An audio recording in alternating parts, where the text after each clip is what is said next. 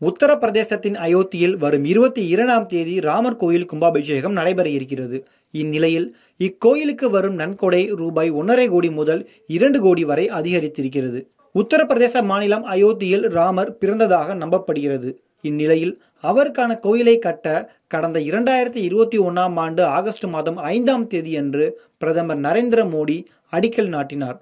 360 அடி நீளம், 235 அடி அகலம், 161 அடி உயரத்தில் 3 மாடிகள், 5 குவிமாடங்கள், கோபுரம், 360 தூண்கள் என பிரம்மாண்டமாக 1100 கோடியில் கோயில் கட்டப்பட்டிருக்கிறது. இந்த கோயிலில் வரும் 22ஆம் தேதி குழந்தை ராமர் சிலை வைத்து பிரதிஷ்டை செய்யப்பட இருக்கிறது. 22ஆம் தேதி பிற்பகல் 12:29 மணி முதல் 12:30 மணி வரை, அதாவது 84 வினாடிகளில் பிரதிஷ்டை செய்யப்பட உள்ளது.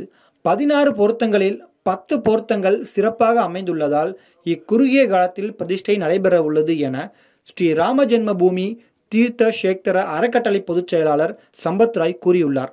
குழந்தை ராமரின் சிலையின் பீடம் 3 அடி உயரத்தை கொண்டது.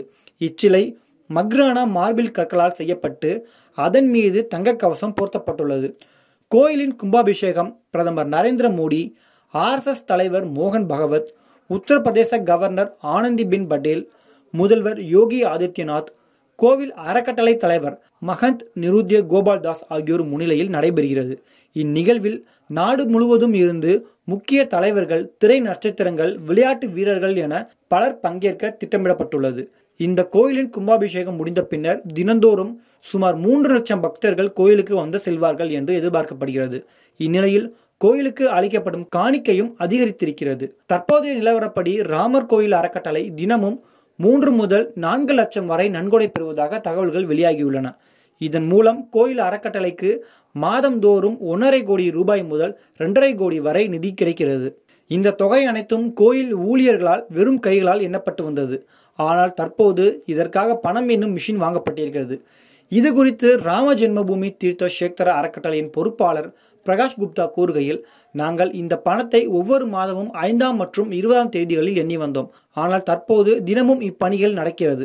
ரொக்க பணமாக தவிர்த்து ஆன்லைன் வழியிலும் காசோலை வழியாகவும் நன்கொடை கோயிலுக்கு கிடைக்கிறது.